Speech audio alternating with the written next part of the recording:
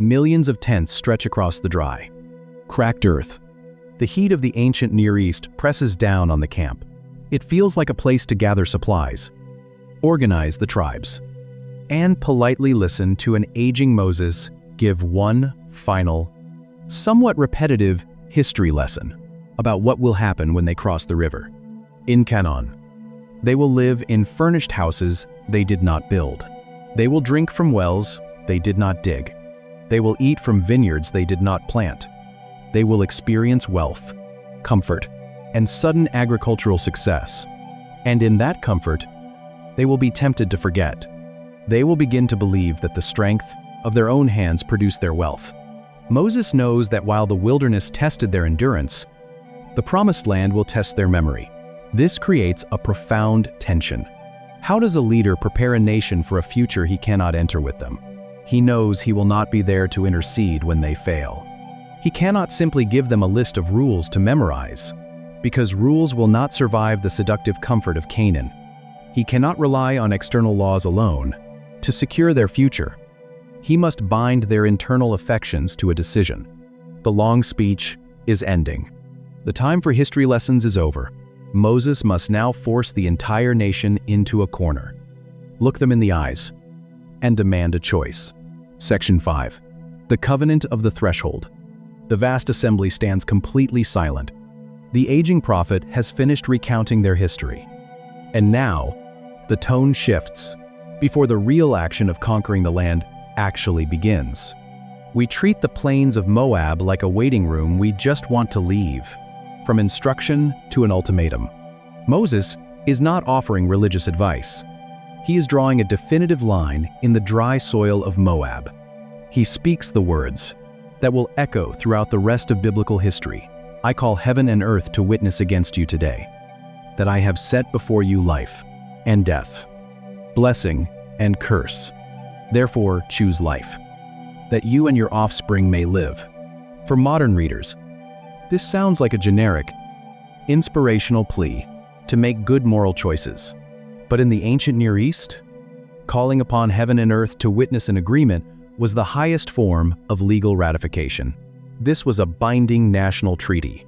The generation that perished in the wilderness broke the first covenant at Sinai. Now, Moses is demanding that their children ratify the covenant for themselves here on the threshold. Faith cannot simply be inherited. It must be actively chosen. But we must look closely at what Moses is actually promising. We often assume that reaching the promised land is the ultimate goal, a geographical finish line where all pain stops and blessing is unconditionally guaranteed. We think that if we can just get to the right location, everything will be fine. Moses shatters that illusion. He reveals the hidden reality of the territory across the river. The promised land is not an unconditional guarantee. It is a highly sensitive, covenantal environment. Their survival there depends entirely on their loyalty to God, not on the fertility of the soil. The Canaanites currently inhabiting the land are being judged for their profound wickedness. Moses. The problem is not that this familiar interpretation is entirely wrong. The problem is that it completely ignores the sheer literary weight the Bible places. Warns Israel that if they act like Canaanites, God will treat them like Canaanites. If they cross the river and adopt the corrupt practices of the surrounding nations, the very land they waited 40 years to enter will vomit them out. Geography cannot save them from their own rebellion. The boundary line of the Jordan River is not a magical barrier that protects them from the human heart. This is why Moses commands them to choose life. But notice how he defines it. In the Hebrew mindset, life, Kayim, is not merely biological existence or occupying a piece of real estate. Moses immediately clarifies what choosing life actually means: loving the Lord your God, obeying his voice, and holding fast to him. For he is your life. Life is not a place. Life is a person. This is the ultimate lesson of the waiting room. God stalled them on the plains of Moab because he needed them to realize that the land itself was never the prize. The land is merely the stage where their devotion will be tested. The prize was always the presence of God. If they possess the physical territory but lose the divine presence, they have gained absolutely nothing. The terms have been set. The covenant is sealed. The people standing in the dust are now bound to the divine king. But the reality of their situation remains terrifying. The ink on the treaty is metaphorically dry, but the man who negotiated it will not be there to enforce it. Moses has guided them on this exact location. If we step back and look at the architecture of the biblical text, a massive contradiction appears. 40 years. His voice is the only authority this generation has ever known. They have never fought a major war without his intercession. And they have never faced a crisis without his leadership. If they are going to survive the hostile territory ahead, the covenant requires a commander. The time for instruction is over. The time for the mantle of leadership to shift has arrived. A heavy realization settles over the camp. The treaty has been ratified. The terms of life and death have been spoken, but the voice that delivered those terms is about to be silenced. Moses has led these people through the most terrifying environments on earth. To this young generation, his physical presence is synonymous with their survival.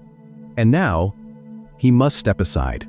Moses calls a man out of the crowd to stand beside him. Joshua, the son of Nun, walks to the front of the assembly. For decades, Joshua has been a shadow. He was the quiet assistant who stayed behind in the tent of meeting. He was the spy who believed God when 10 others panicked. He has watched the crushing weight of leadership slowly wear his mentor down. Now, the old prophet reaches out and lays his hands on the younger man's head in front of millions of people. Israel's physical march abruptly stops, but the narrative dramatically expands. This single, stationary encampment on the edge of the river consumes the final quarter of, in the ancient world, the laying on of hands was not a polite religious gesture. It was a visceral, physical transfer of authority and burden. The people are watching the visible shifting of an era.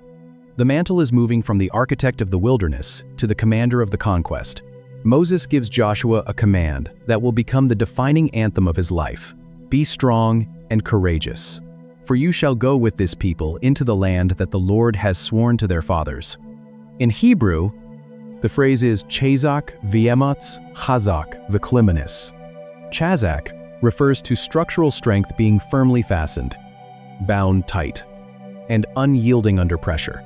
Ematz refers to internal resolve, an alertness and steadfastness of the mind. Moses is not telling Joshua to stop feeling afraid.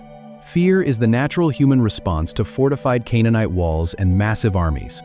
He is telling him that his internal constitution must remain fastened to the promises of God when the intense pressure of leadership threatens to break him. We must recognize the immense psychological burden placed on Joshua. He is stepping into a role defined by an irreplaceable predecessor. Joshua is not Moses. He has never spoken to God face to face through a burning bush. The book of Numbers and the entire book of Deuteronomy. God slows down the narrative at the exact moment we expect it to speed up. He did not call down plagues upon an empire or split the sea with a wooden staff. If Joshua tries to be a second Moses, he will fail. But the plains of Moab reveal a critical truth about the mechanics of divine history. God's purpose outlives his greatest servants. The movement of God does not stop at the death of a leader. It simply requires new vessels for new terrain. Moses was the mediator required to birth the nation in the desert. Joshua is the military commander required to secure the territory. The waiting room teaches us that when a season ends, or when a crucial human support system is removed, the promise itself has not failed. The architecture of the future simply requires a different kind of strength. The people watch the transfer. They accept their new commander. The leadership structure is now secure, and the nation is finally prepared to move. But a heartbreaking final act remains on the plains. Joshua is ready to lead the nation toward the river, but Moses cannot go with them. The man who poured 40 years of blood, sweat, and intercession into this singular moment must now turn his back on the camp. Before Israel can finally cross the water, the dying prophet must climb the mountain alone. Why does Scripture dedicate such an immense amount of space to a physical standstill? What is actually happening while millions of people sit in the dust? The vast camp watches in heavy silence as the old man turns his back on the Jordan River. He walks away from the assembly, stepping out of the camp and moving toward the rocky slopes of the Abarim mountain range. For 40 years, Moses has walked at the front of this people. Now, he is walking away from them. He begins the steep ascent up Mount Nebo to the summit of Pisgah. At 120 years old, his steps are still steady. But the emotional weight of this climb is crushing. When he reaches the peak, the dry wind hits his face. From this high elevation, the entire topography of the Promised Land unfolds before him. God himself stands with Moses and sweeps the horizon, showing him the territory, the lush region of Gilead, the northern hills of Naphtali, the plains of Ephraim, all the way to the distant Mediterranean Sea, and down to the palm trees of Jericho just across the river. It is the most beautiful thing Moses has ever seen. It is the culmination of every prayer, every agonizing negotiation with Pharaoh, and every bitter conflict in the wilderness. And then, the voice of God speaks a sentence of profound finality. I have let you see it with your eyes, but you shall not go over there. Staring at a river they are not yet allowed to cross? The answer changes how we view every season of delay. To many readers, this feels like an unbearable tragedy. It feels unnecessarily harsh. Because of a single failure of reverence years earlier at the waters of Meribah, Moses is disqualified from entering the land. We watch a man spend his entire life building a house he is not allowed to live in. But if we look closely at this lonely mountain, we do not just find strict justice, we find profound grace. Moses dies there on the peak in the land of Moab, according to the word of the Lord. But he does not die alone.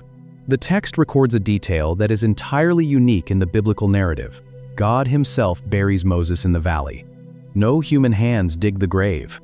No monument is erected. To this day, the exact location remains a mystery. There is a practical reason for this.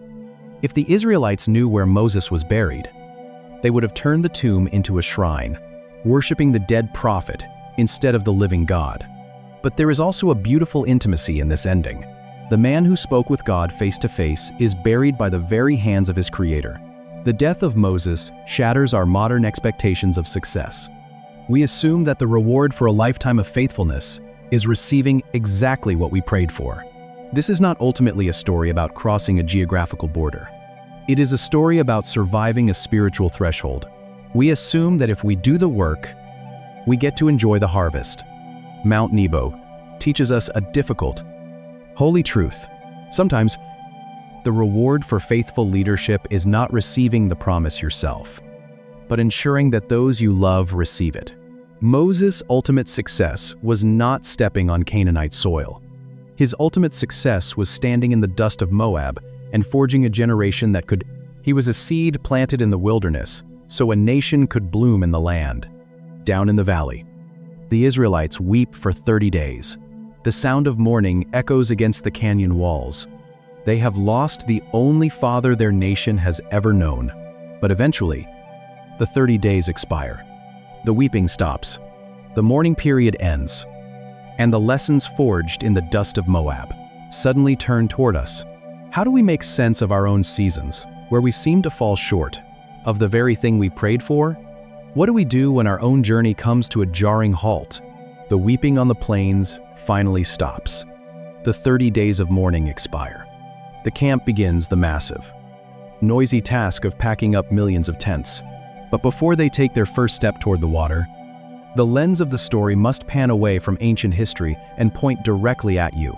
God is using the waiting room of Moab to secure the internal condition of his people before he hands them the external blessing.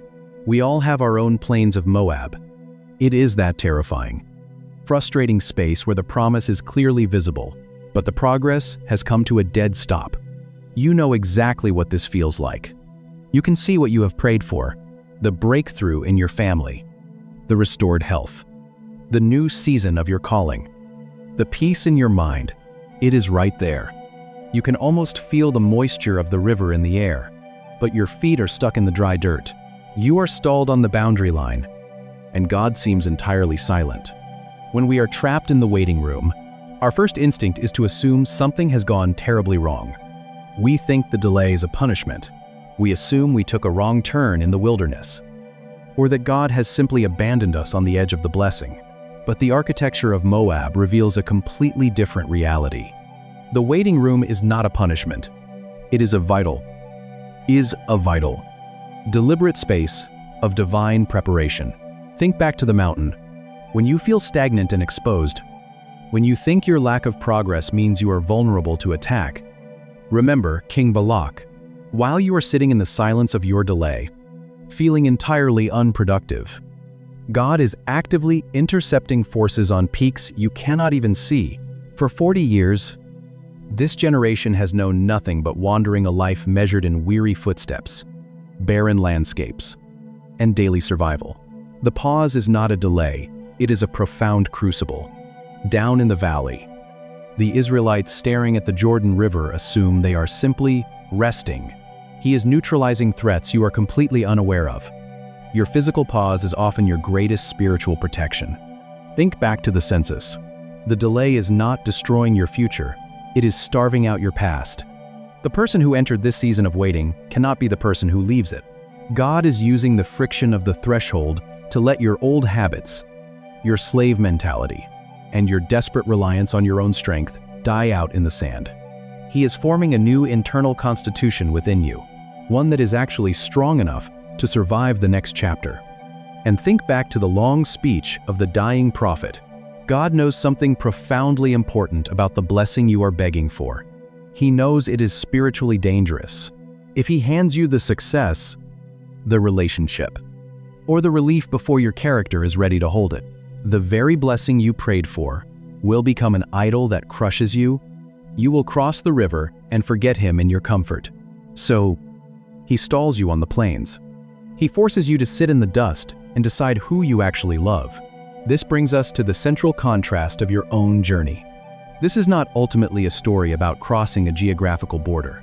They are repairing their tents, feeding their families, and waiting for the command to march. They believe the danger is behind them in the wilderness. It is a story about surviving a spiritual threshold. God wants to ensure that your definition of life is anchored in his presence, not merely in a change of scenery. Do not waste the waiting room. When the pressure of the pause builds, what is it revealing about your own heart? What are you trying to frantically control? Instead of fighting the delay, recognize what God is doing.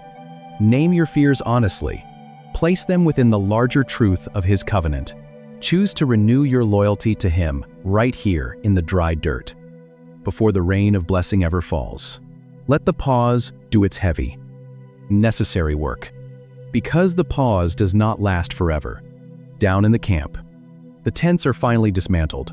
The Ark of the Covenant is lifted onto the shoulders of the priests. Joshua raises his hand to give the command. The boundary line is finally ready to be crossed. The dust of Moab is about to give way to the waters of the Jordan. The priests step forward. The soles of their bare feet touch the rushing water of the Jordan River. In an instant, the flow stops. The water piles up in a heap miles away, and the riverbed dries. Or perhaps waiting for them in the fortified cities of Canaan. They are completely wrong, while Israel sits entirely inactive in the dust. After 40 years of walking, mourning, and waiting, the children of the wilderness finally cross the boundary line. The waiting room of Moab is officially empty. The physical pause is over, and the conquest begins. But as we zoom out from this ancient scene, we realize that everything that just happened in the dust of the plains was infinitely more important than the real estate they are about to conquer. The external land of Canaan was always meant to be a shadow. It was a temporary, physical picture of a much deeper, eternal reality. If we compress everything we have seen, the architecture of the threshold becomes brilliantly clear. God stalled his people to accomplish three vital things. First, he fought an invisible war on the mountains to protect them from curses they could not see. Second, he used the census to bury their old, enslaved identity. ensuring that the people who inherited the blessing were actually equipped to survive it. And third, through the voice of a dying prophet. He bound their hearts to a covenant of love, proving that the true prize was never the geography, but the presence of God Himself, doing absolutely nothing to defend themselves. The greatest invisible spiritual warfare of their 40-year journey is already underway. They think they are safe in the waiting room, and this is where the story points dramatically forward. The man who leads them across the dry riverbed is named Joshua. In Hebrew, his name is Yeshua, meaning the Lord saves. He is a faithful commander, but he can only give the people temporary rest in a physical land, a land they will eventually lose because of their own rebellion. But centuries later, that exact same Hebrew name returns to this exact same river. Another Yeshua, Jesus of Nazareth, steps down into the waters of the Jordan. He does not stand on the edge of the wilderness holding a sword. He comes to inaugurate a new covenant with his own life. Jesus is the true and better Joshua. He does not merely defeat Canaanite kings, he defeats sin and death entirely. He does not bring us into a temporary parcel of land in the Middle East. He brings us into the eternal, unshakable rest of the kingdom of God. Jesus fulfills the covenant that the people of Israel continually broke. He perfectly obeys the voice of the Father, choosing life on our behalf. And he takes the ultimate curse upon himself on the cross so that we can inherit the final blessing. But they have no idea who is standing on the mountain peaks above, looking down at their tents, preparing to strike. This changes everything about how you stand on the edge of your own promise. When you find yourself stalled in your own life, look back at the opening image of this story. See the millions of tents sitting in the dry dust of the plain. See the people staring at a river they are not yet allowed to cross, frustrated by a delay they do not understand. You are not forgotten in the dust. You are being forged. The invisible war is being won above you. The old versions of yourself are passing away. Your heart is being painfully, beautifully untangled from the idols of your own making, so that when you finally cross the water, the blessing will not destroy you. The boundary line separating you from your breakthrough is not a barrier meant to punish you. It is a threshold meant to prepare you. Look at the dust on your feet. Look at the river in front of you, and realize the profound truth of the plains of Moab. The delay is not the death of your destiny. The dust of your delay is the very soil of your transformation. Your season of waiting is the waiting room of God, high above the plains of Moab. Smoke rises from 7 altars. The blood of bulls and rams stains the rocky ground. Standing on the jagged peaks overlooking the valley is Balak, the king of Moab, and standing beside him is Balaam, a famous and dangerous sorcerer from the east. Look down from their vantage point. Below them, stretching out like a vast, dark sea against the sand, are the tents of Israel. King Balak is terrified. He has seen what this massive, wandering nation did to the Amorites, and he knows his military cannot defeat them in open combat. So, he does not reach for swords or chariots. Now, they have finally stopped. Just ahead of them, cutting through the landscape, flows the Jordan River. He reaches for spiritual artillery. He hires Balaam to stand on the high places and pronounce a devastating curse over the camp. Now, shift the camera down into the valley. The Israelites are entirely unaware of the smoke rising on the peaks. They are sweeping the dust out of their tents. They are cooking meals. They are repairing their sandals. They are simply waiting in the heat, feeling frustrated by the delay. They have no idea that the forces of darkness are actively attempting to annihilate them. This is the profound contradiction of the plains of Moab, down in the camp. It feels like nothing is happening. Up on the mountain, a cosmic war is raging. The problem is that Balaam cannot do what he was paid to do.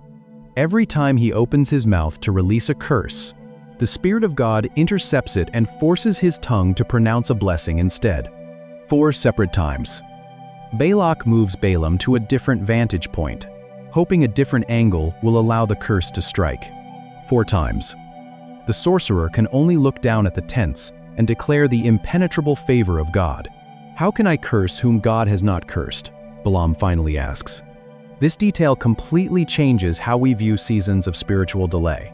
And just across that water, rising in the quiet distance, are the green, fertile hills of Canaan. It is the land promised to their ancestors. The singular destination. We often hate the waiting room. When our lives are stalled just outside the borders of our promised breakthrough, we feel vulnerable, unproductive, and forgotten. We assume that because we are not moving, God is not working. But the story of Balaam reveals a staggering truth about the waiting room. God is fighting battles for you that you do not even know exist. While Israel sat in the dust, feeling stagnant and exposed, the God of the universe was actively neutralizing a supernatural threat above their heads.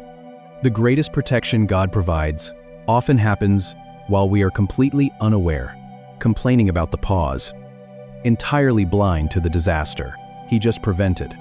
However, the threat on the mountain eventually ends. Balaam realizes he cannot break through God's protective shield with a direct spiritual attack. The external walls of Israel are secure, but the sorcerer knows something else about human nature. If a nation cannot be destroyed from the outside, it can be collapsed from the inside. Balaam changes his strategy. He cannot curse the people. So he advises the Moabites to send women down into the camp to seduce the Israelites into worshiping the false gods of Baal Peor. The result is a sudden, devastating plague and the loss of thousands of lives. The external threat was neutralized, but the internal vulnerability proved fatal. The waiting room of Moab has just exposed a terrifying reality that has consumed their entire existence. They can see it.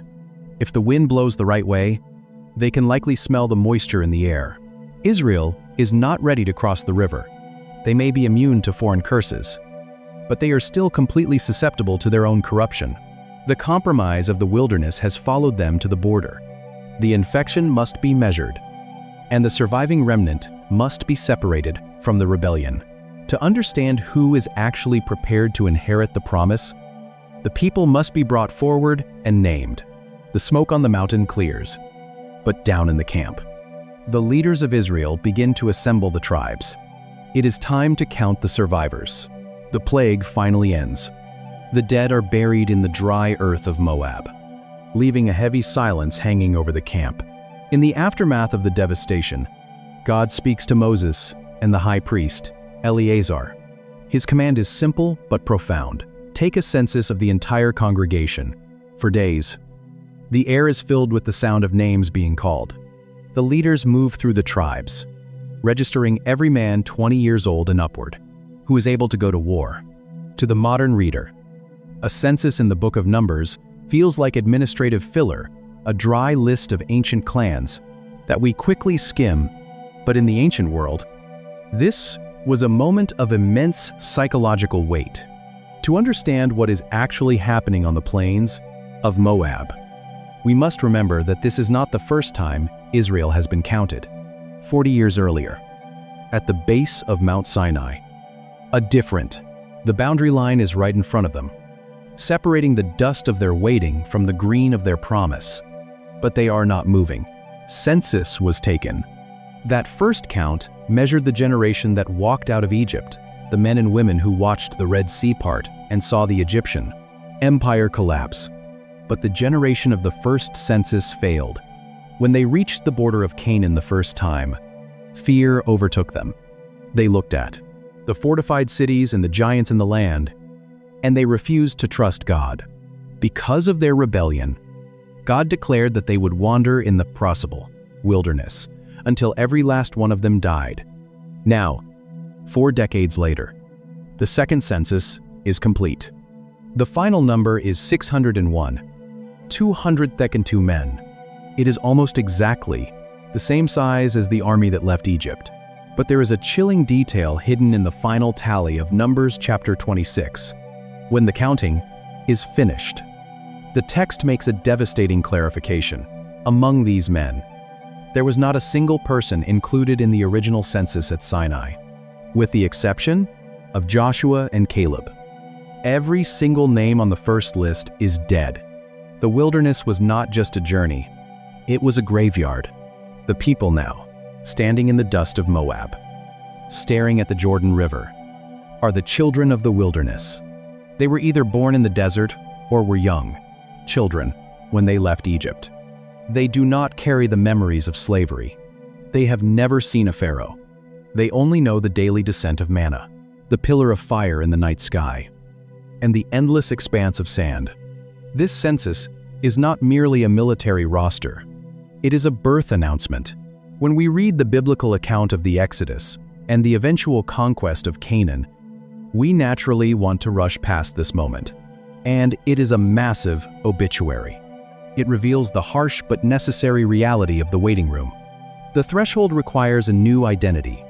The people who leave the waiting room cannot be the same people who entered it.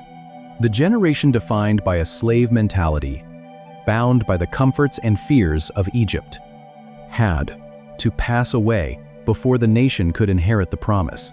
God used the delay to physically and spiritually rebuild his people from the ground up. The counting is finished. The rosters are complete. Israel has the military numbers required to cross the river and face the nations on the other side. But a census only counts bodies. It cannot measure the heart. Military strength will not keep them safe in Canaan. Only covenantal loyalty will. They have survived the plagues, the desert, and the internal rebellion. But they are about to face a completely new kind of danger. The blessing they have waited 40 years to receive is about to become their greatest temptation. To prepare this untested generation for what waits across the water, the aging prophet must step forward. He knows he cannot cross the Jordan with them. But before he dies, he must speak one final time. An old man stands before a sea of young faces. Moses is 120 years old, yet the text notes that his eyes are undimmed and his strength is not gone. He looks out over the hundreds of thousands of men. We focus on the dramatic plagues in Egypt, the terrifying fire of Mount Sinai, and the spectacular collapse of Jericho's walls, and their families who have just been counted. Behind him flows the Jordan River, and beyond it lies the green expanse he has spent 40 years striving to reach. He knows with absolute certainty that he will die on this side of the water. He will not cross over with them. The people are standing at attention, ready for marching orders. They are expecting military strategy for the invasion of Canaan. Instead, the great prophet gives them a massive theological address. He begins to speak, and his final speech consumes the entire book of scripture we now call Deuteronomy. Most modern readers struggle with this book. We view it as a dry, repetitive summary of the laws already given in Exodus and Leviticus. It feels like a boring recap placed right before the climax of the story. But that assumption is based on a misunderstanding of the book's title and its ancient purpose. The problem begins with the English name. The word Deuteronomy comes from the Greek term Deuteronomion, which translates roughly to second law. This translation gives the impression that the book is just a secondary repetition, a legal refresher course for a new generation. While the translation accurately describes the repetition of the commandments, it entirely misses the emotional and relational weight of the moment. We tend to view this encampment on the plains of Moab as a simple, necessary geographical pit stop. Most readers assume this is merely a logistical rest. In the original Hebrew, the book is not called Second Law. It is called Devarim, which simply means words. It comes from the opening line of the scroll. These are the words that Moses spoke to all Israel. This is not a legal textbook. These are the final, desperate words of a dying father to his children. In the ancient Near East, the literary structure of Devarim would have been instantly recognizable to its original audience. It is formatted precisely as a suzerain vassal treaty, a formal political document where a great king establishes the terms of loyalty and protection with a lesser nation before granting them territory. Moses is not reminiscing about the past to fill time. He is acting as the mediator of a divine king, constitutionally binding the people to God before they step onto dangerous ground. But why is this long speech so urgent? Because Moses understands a terrifying truth about human nature, he knows that the blessing of the land is actually more spiritually dangerous than the starvation of the wilderness. In the desert, survival required daily physical dependence on God. The people had to look to the sky every morning for manna and to the rocks for water. But Moses warns them,